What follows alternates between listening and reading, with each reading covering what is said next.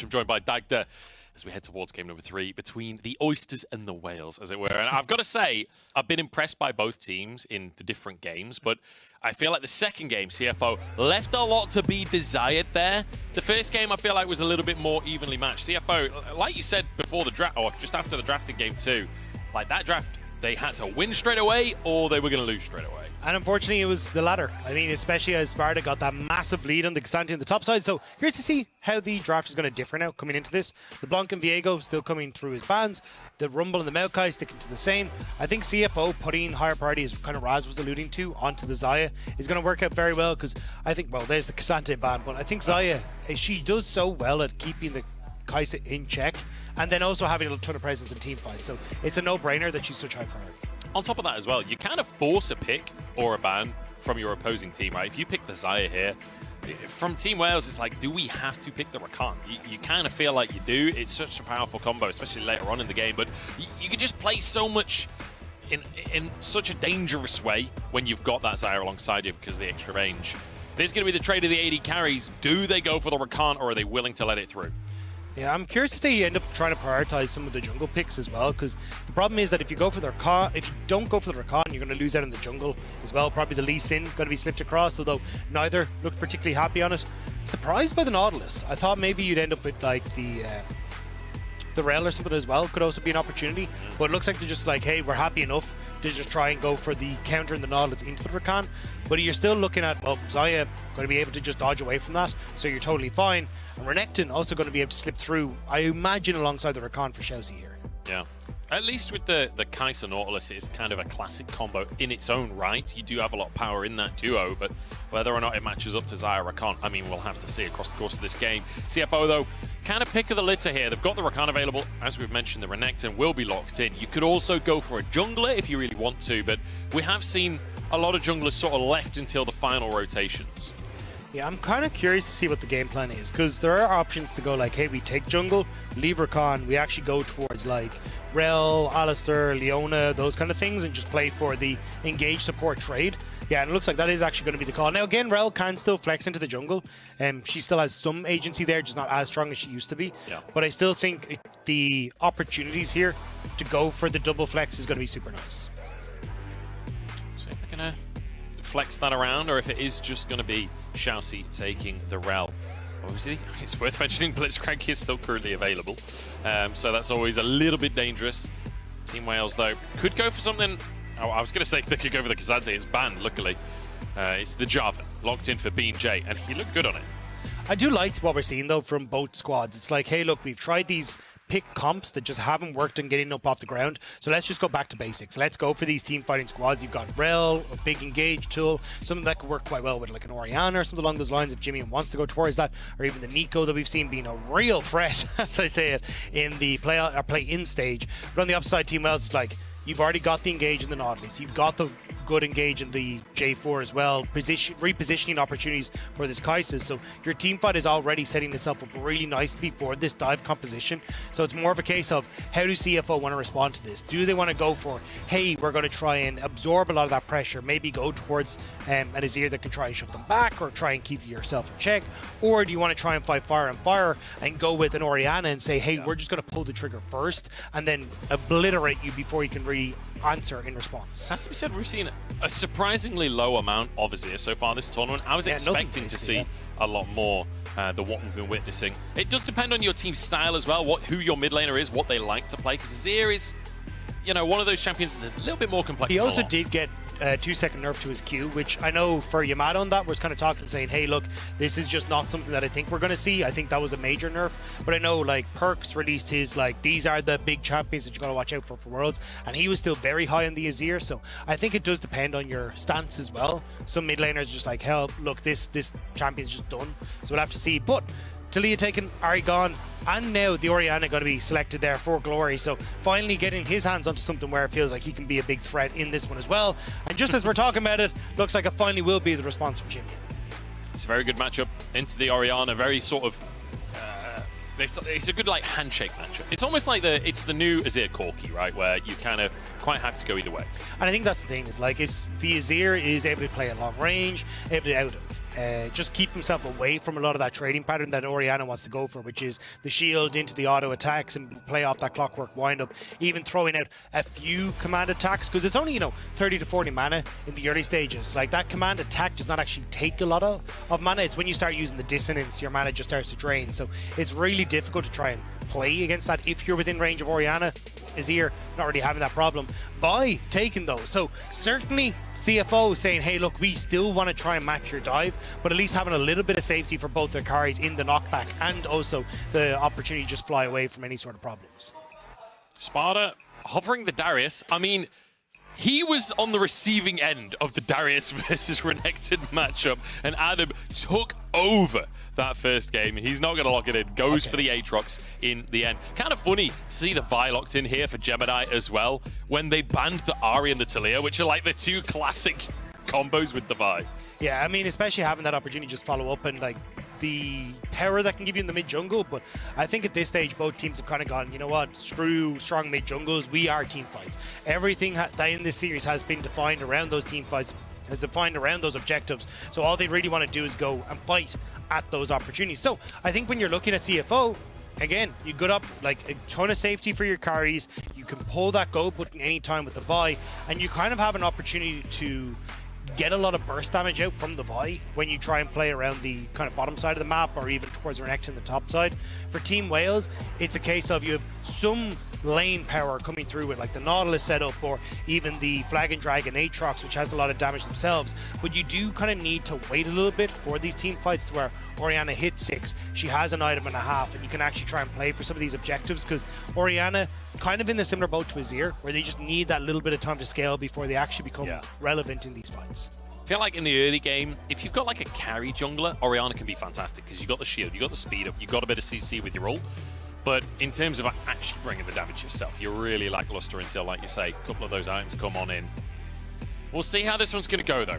Game number 3 here between CFO and Team Wales. And honestly, Team Wales on the cusp of making it into the qualification match, on the cusp of making it to a series that could get them into the Swiss stage of Worlds 2023, a team that nobody even expected to get past BDS, but here they are in Game 3 now against CFO, against a team that again is a high seed in the tournament, is expected to do well here in play-ins, but Team Wales keep on defying expectations. You could say that they're grinding with a view of the glory.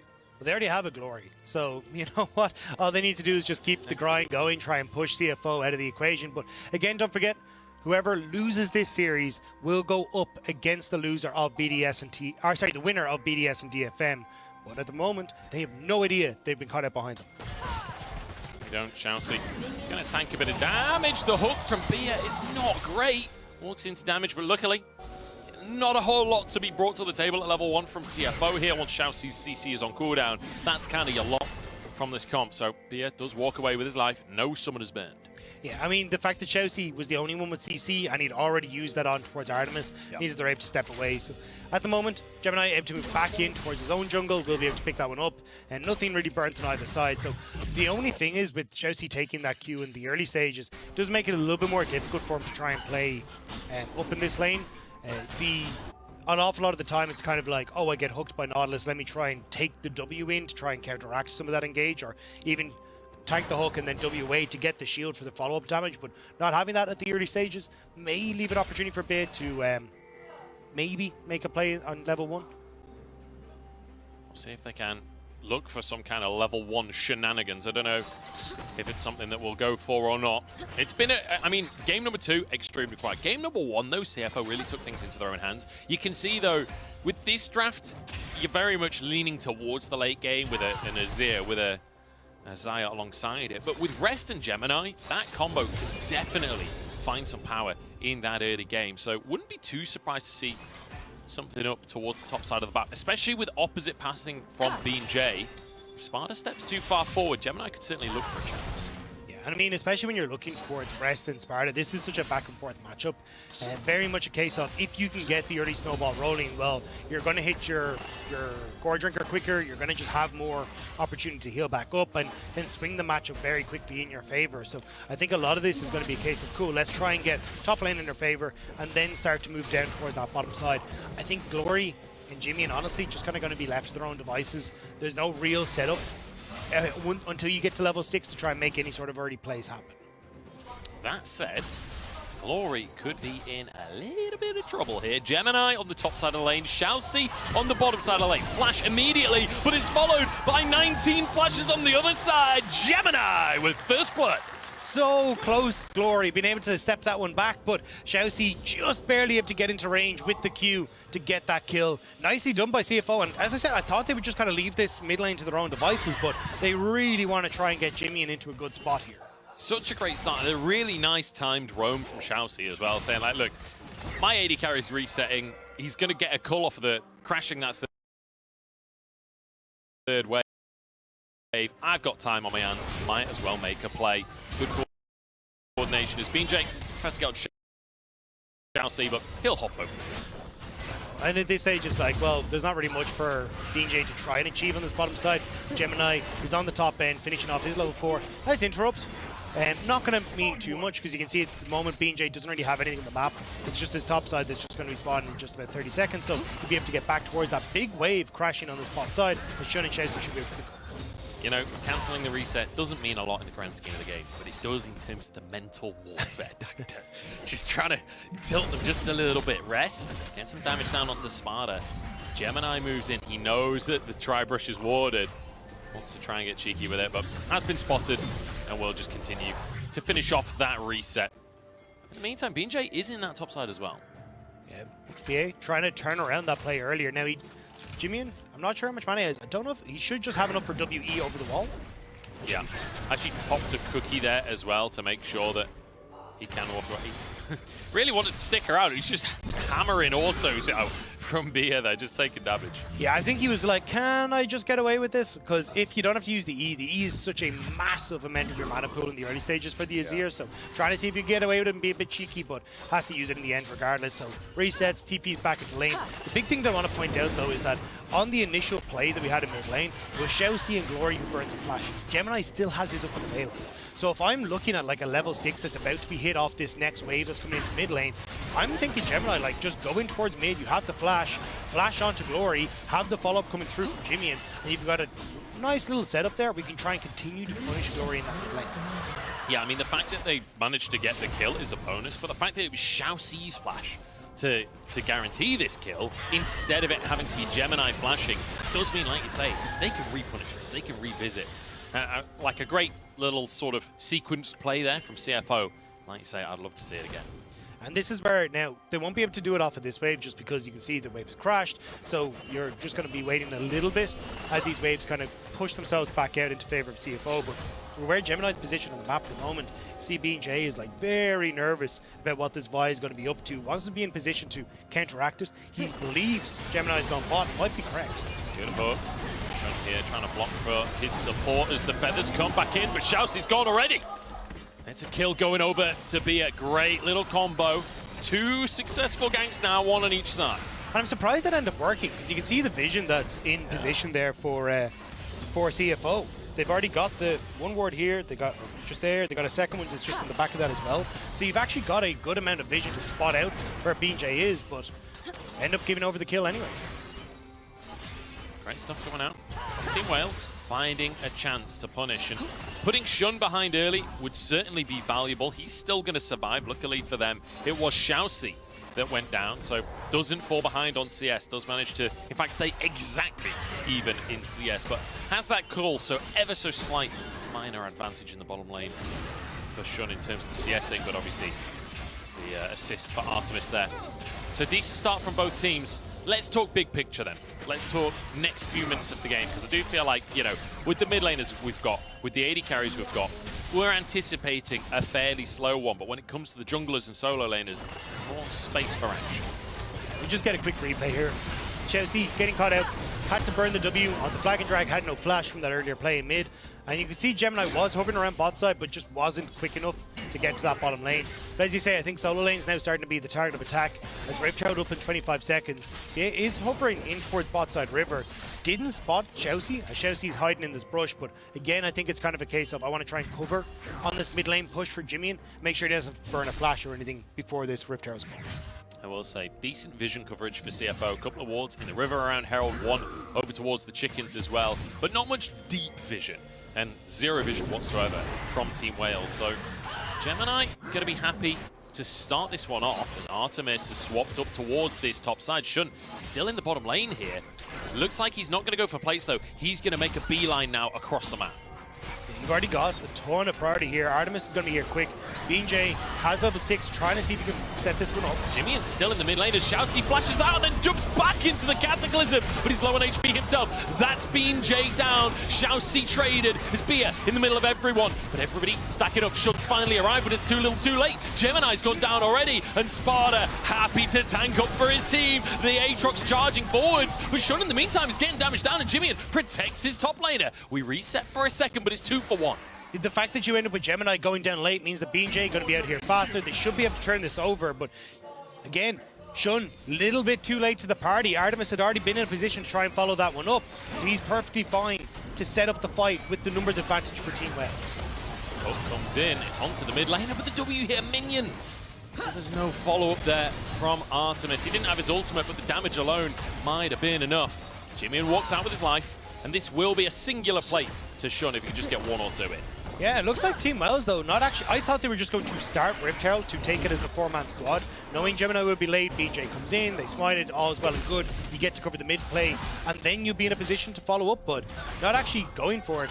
And now, with Artemis going low in the mid lane and having to reset thanks to Shun and Jimmy, it's actually going to be CFO who pick up that Rift Herald on the top side.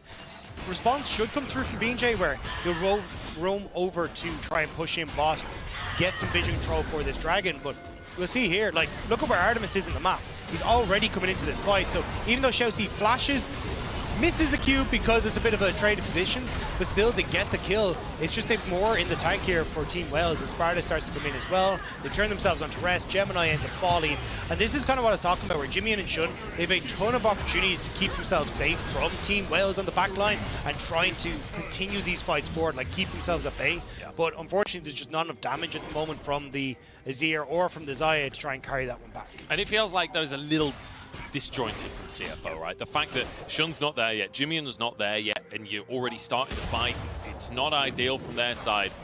Just put them a dramatic gold lead of 200 for Team Wales at this point. But they are going to be able to start off this streak, as you mentioned, off the back of the tempo, off the back of the Herald being taken from CFO. Team Wales are able to get vision control of the area. Will be able to secure themselves their first streak of the game. Will be a cloud taken here, which means Soul is open to be Mountain this time around. That'll be fairly nice for either side to pick up. Ooh, Artemis already getting caught out by Shousey, not quite able to get the Q to hit, but CFO stepping forward now. They see that they've already got pressure onto this bottom side thanks to the wave. Should be able to pick up a plate for themselves. And with Rift Herald in tow, they're trying to make something happen, but there's a lot of members of Team Wales here, even with Glory starting to roam down towards that bottom side to keep CFO off the turns. It's going to be down to Bean J now, trying to track Gemini. Make sure that he doesn't get free entrance into any of these lanes. The plate's still up for another 3 minutes time, so they've got time to use that Herald, and in fact, just going to slam it down towards this mid lane instead. Jimmy, I don't know if he managed to get a hit on it. Doesn't look like it. So I think all of that gold just going over to Gemini. Yeah, a little bit unfortunate. I think they wanted to try and get as much of that gold in towards Shun. And if you can even get that bot lane tower down, it opens up Shousey to continue making these plays because you can push in boss. BA has to be careful about, like, is Artemis going to be safe from Shousey and Shun? But not going to be the case. Either way, Shun will pick up another play for himself. So a lot of gold going across into CFO off that play. And with the Divine Sunder on the way for Gemini, he should still be very happy with the fact he's picking up this early gold. Rest trying to find a 1v1 here onto Sparta. He's a level up at this point in the game. Sparta realizing, trying to back away here, but if he can land his Qs, perhaps could turn it around. Q3 available, and Rest knows it. Steps backward, dodges that one out. Yeah, you can see the difference in items there. You got the Iron Spike whip already completed. Oh, hang on. Oh, big combo down in the bottom side. The root comes in, and it's, I mean, There's really not a lot you can do against a Vi, is there? The ultimate comes in, the feathers follow it up. Beautifully done. And a kill into Shun's pocket.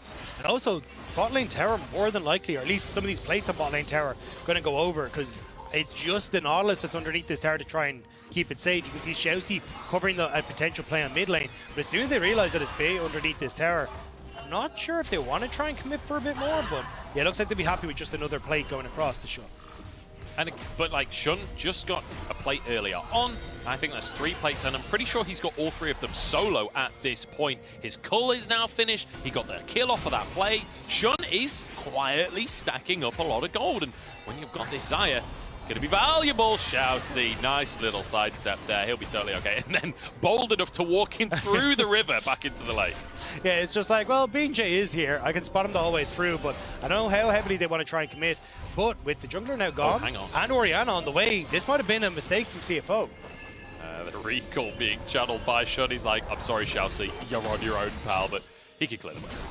I think they weren't sure if Jimmy had just gone for the reset, so potential like full mythic item coming in into the TP play on bot lane could have been a disaster if Team Wales had gone for it. So with Jimmy and not Envision, they're like, look, we're just going to call this one quits. They also didn't know that Gemini had full reset, so they decided to back away instead.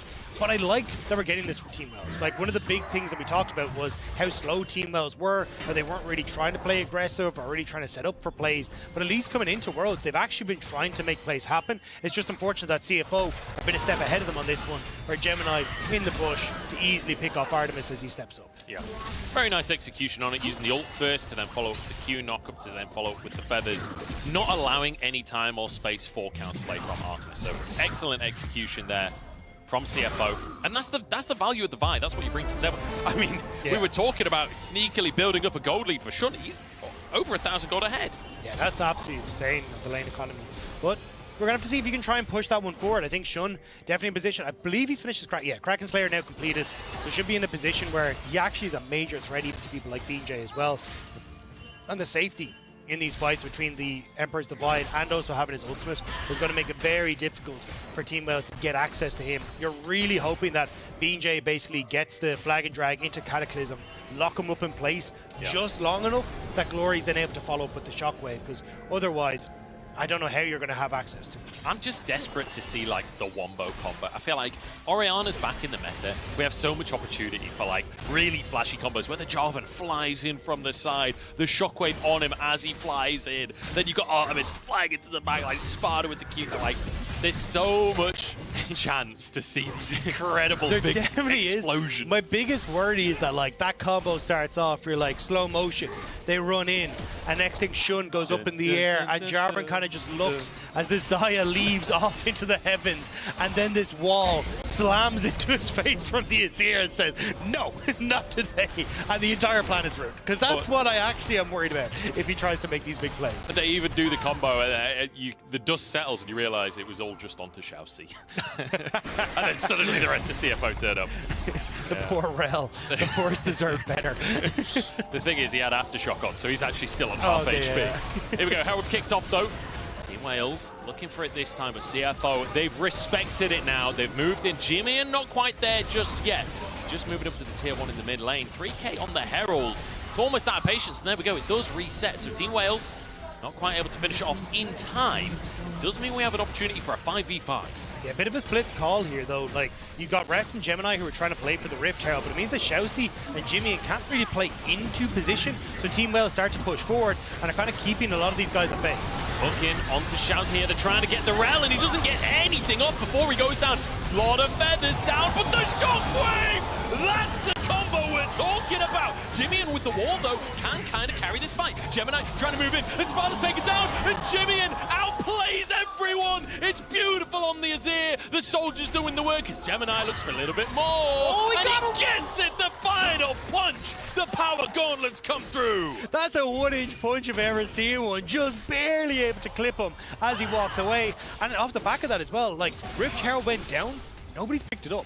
And also now Dragon going across the CFO, and they'll get the mid lane tower. So it's the fight, the kills onto the carries, and the objectives to boot as well.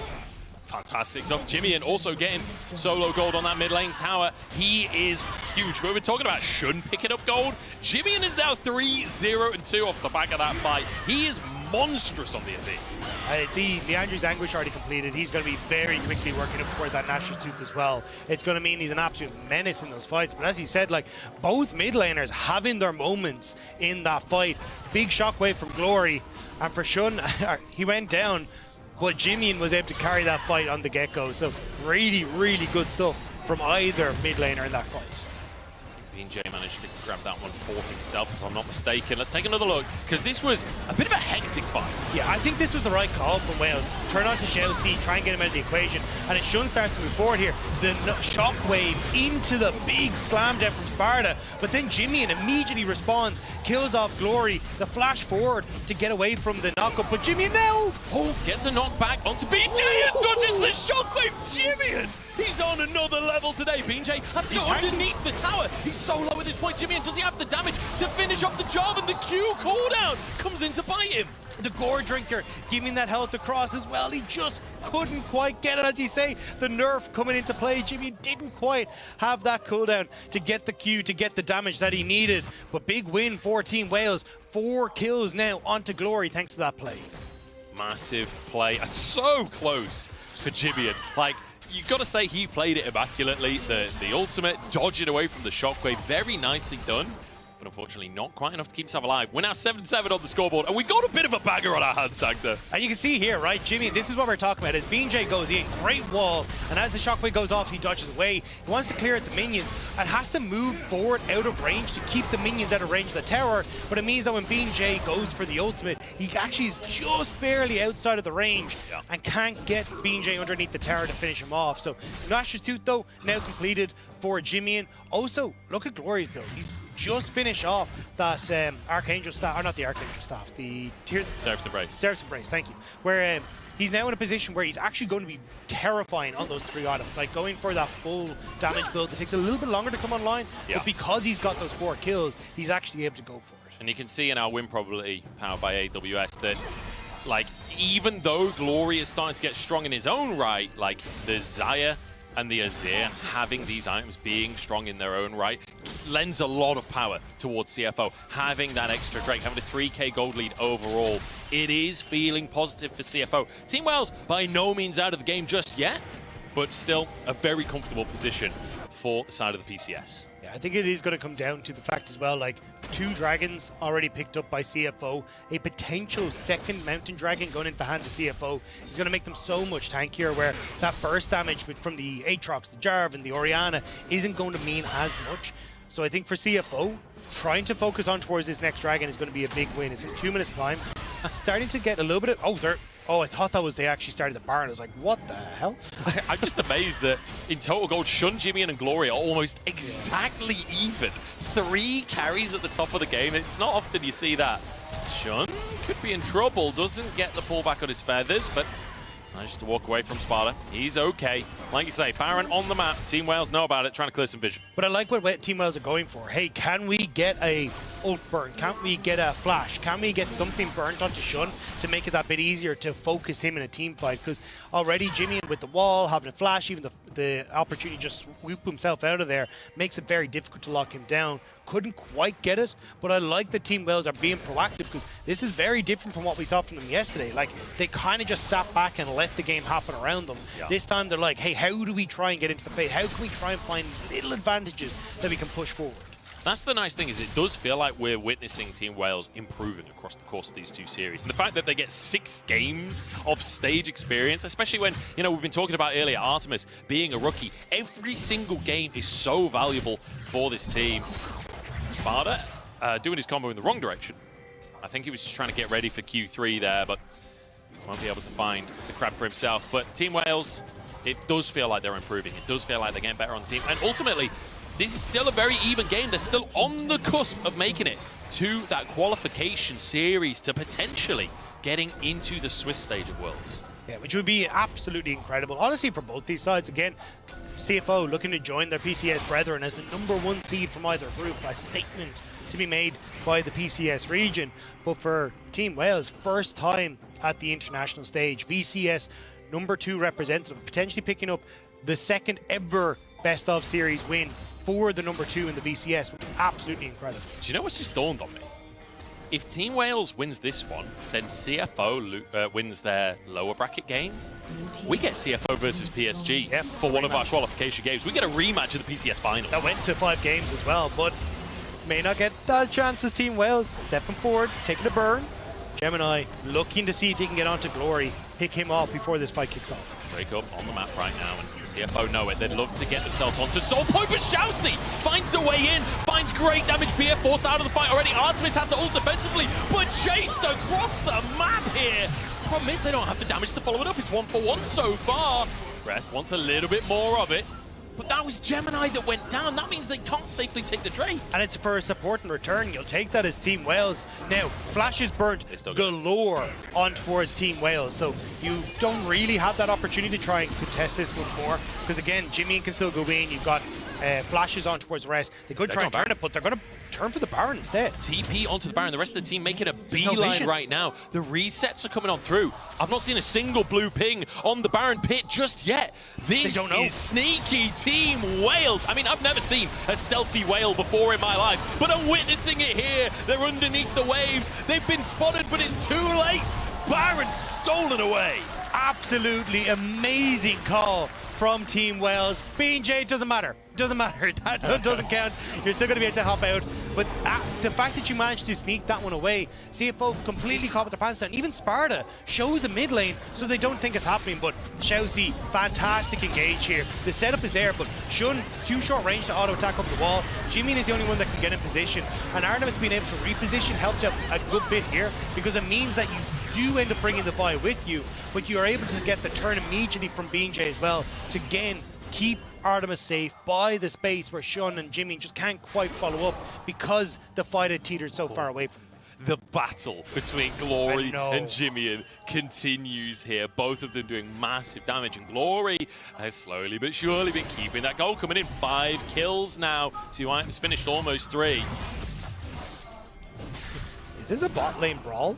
Like, the amount of people that are starting to move down here. BJ hopping over the wall, will spot out Gemini, and immediately has to try and back away. I think both teams reading exactly what they wanted to try to achieve there.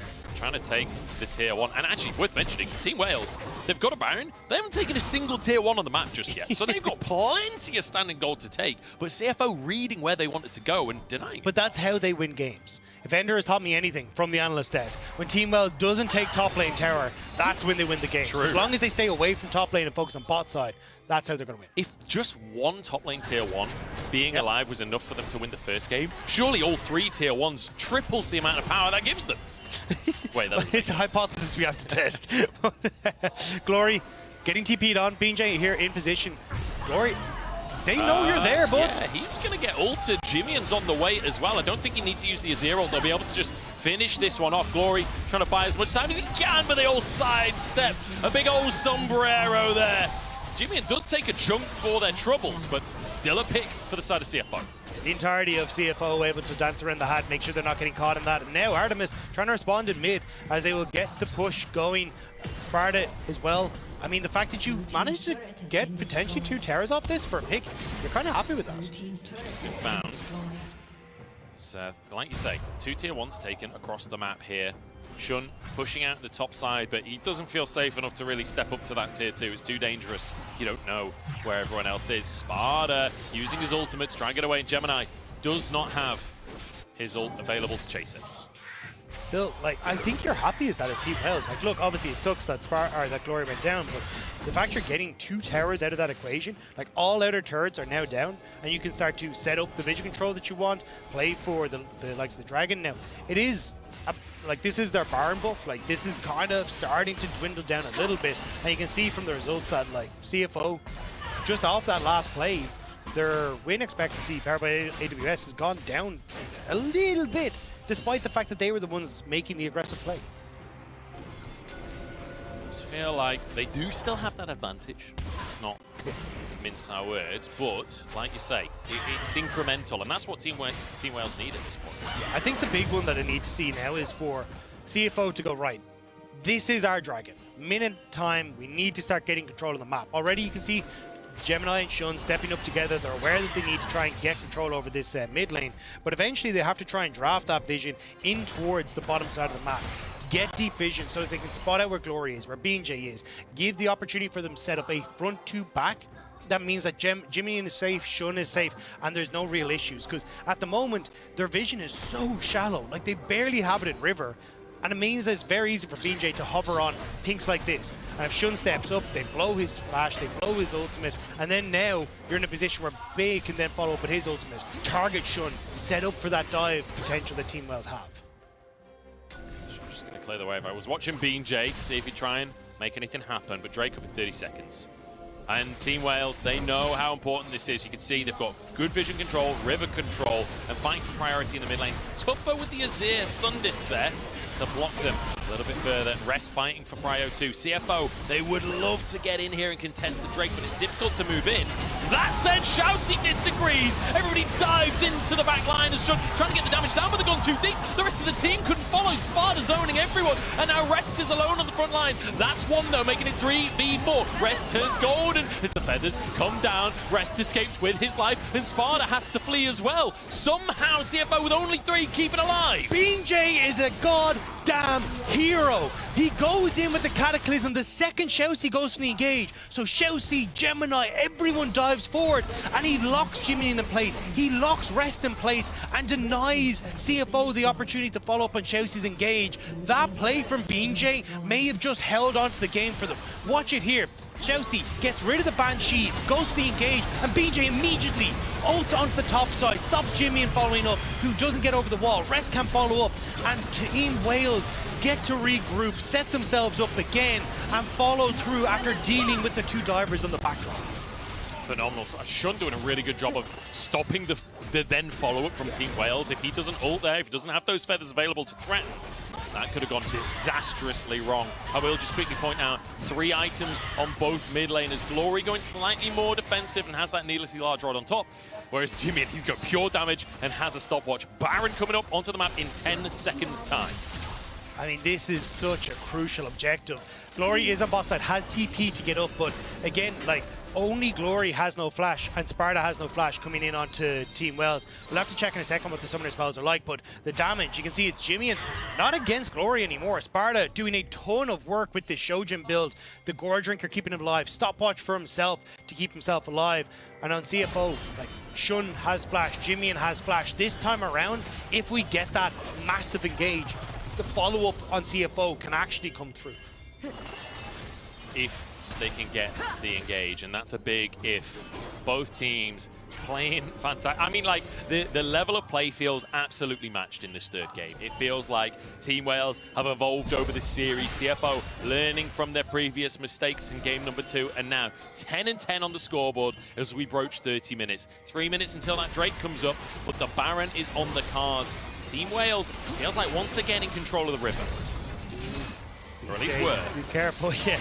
Still, this is where Jimmy can start to come alive. As long as he knows exactly where Team Wales are, he can position his soldiers, position behind his front line, and make himself all right. And that's why Team Wales are trying to find these little pockets of vision that they can play around for BJ to invade, B to look for something. But Rest is actually the one that's snuck in behind them. They have no vision of where this Renekton is. Artemis starting to push up, which is now where Rest is going to go. Yeah, flashing forwards, but instant reactions there from Shun.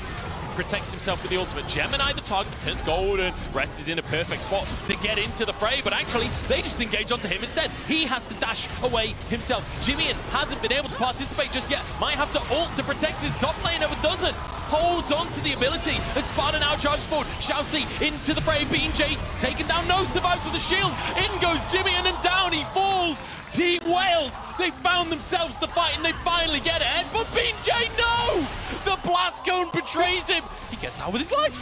What's happening? Gore Drinker! Gore Drinker! It's too strong! Gore Drinker keeps BJ alive. But still, Gemini wants to go, wants to try and find him, still have Glory over on the side. He doesn't know, he wants to try and bait for the kill onto Gemini, but they will back away. BJ, you can't really go for this flash up on Gemini very, very soon. Can he get it? Oh, he gets it! Oh no, the Gold Drinker again! What on earth is going on? It's a battle between the junglers, and Gemini comes out on top. But in the meantime, Team Wales, they're just going to try and end the game. Shun still alive here. Shousey buying time for his AD carry. A route onto Bia. The tower shot might just finish it, and it does. Artemis the next target, but he survives. Gold for Shun. The shockwave in, and he finishes it. Glory! wanting exactly that to his name, but they can't end the game just yet. Jameen is up and available, so they have to back away. Team Wales, they put everything into trying to make that play happen, and now they're the ones that have to back away. CFO will be coming back onto the map, no AD carry to speak of though, and this is where they end up spotting out Rest at the best time. They go over the wall, Jameen and Shun very separated from the team again, whereas when you look at Team Wales, they're all positioned in the same spot. Sparta goes over the wall to Rest. Artemis is immediately there. Shun and Jimmy are trying to play catch up to this fight, which means that Artemis is positioned behind his front line at all times, and CFO are so split because they're trying to come in from too many different angles, and Team Wales are able to just play this slow and steady burn. And even there at the end, Jimmy tries to make the play, but Shun has already had to go over the wall with his flash. He can't be in a position to follow. Team Wales taking the Baron on live right now. We can see a replay of Xiaoxi and Shun, absolute heroics to save the game there. And a great little shockwave, perfectly timed, but it is Baron over to Wales. I feel like Jimmy needed to use the ult a little earlier in that fight. He was trying to find the hero play, but honestly, you just got to escape the play at that stage. Still though, this is so potentially here for CFO if they can get this. Fight for mid priority is crucial. Vision is nowhere to be found for Team Wales, but they find the pick. Team Wales found their way onto the top laner here. Rest is tanky. He's surviving a long time here. And he actually dashes out over the wall. Xiaoxi in the meantime finds the engage. That's the ult that Jimmian was looking for, and it's absolute carnage in the river. Xiaoxi though is too far forwards. He's surviving for now. Sparta goes forwards and a stopwatch again. The feathers flying for Shun as he pulls him back in. Sparta surviving, but the rest of his team obliterated. And just when it looks golden for the Wales, it's CFO that fly back in. Getting smacked in the face by the Oyster. Xiaoxi. Never mind, Xiaoxi making the play. Gemini wants to try and do it. He's trying to keep Sparta at bay. Screw the dragon. They want to end the game. Sparta, is he able to kill Gemini and TP back? Has the Baron recall. Gemini stops him again. Nicely done. This is not Gemini's first jungle 1v1 in the last few minutes. Manages to stop Sparta resetting, and he'll stop there. He knows he'll die if he goes for any more, but that will be... Hang on. Sparta feeling cheeky with it, but he got spotted on a ward. He will have to reset. Dragon is up right now, and CFO are making a beeline for it. There's no TP for Glory, though. TP is available for Sparta, immediately moving down onto this bot side. You are so low as CFO. No ultimate available for Shun. Jimmy going to TP back into the play as well. He's here too soon. He's here too soon. They're going to just ult him, surely. In goes Gemini to try and start the fight off. Shun has the damage to take down this Aatrox. Reinforcements arriving in the form of BJ, and they turn it around onto Shun. The bird is not the word anymore. BJ trying to go forwards, but he's overstepped as well. It's disaster on both sides. It has to be a Jimmy and carry. Jimmy has to be the one to be the consistent damage in this one. Sparta reset, coming back out. No jungler available for Team Wales. They can't go for the steal. They have to go for the fight. Glory hiding on the bush. Look at Rest. He needs to TP back into this play. Otherwise, this dragon is just going to be gone. TP in, setting up for the dragon. Bit of damage onto Sparta, pulling onto Rest here. They've got the damage to take him down.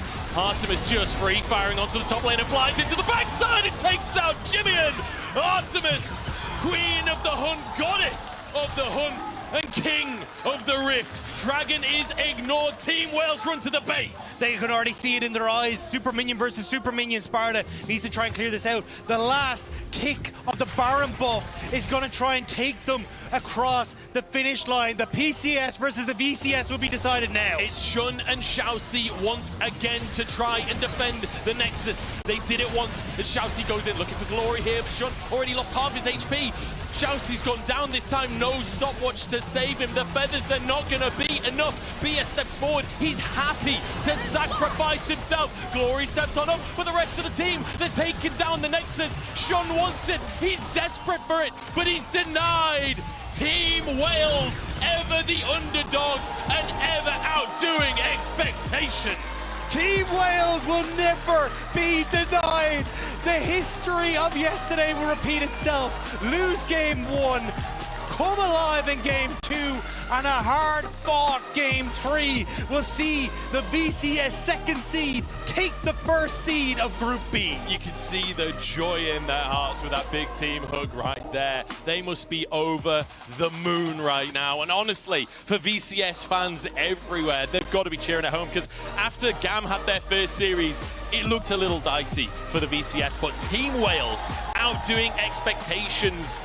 I mean, done so well domestically, but they're making it to the Worlds, making such a statement here, and making it to the qualification match.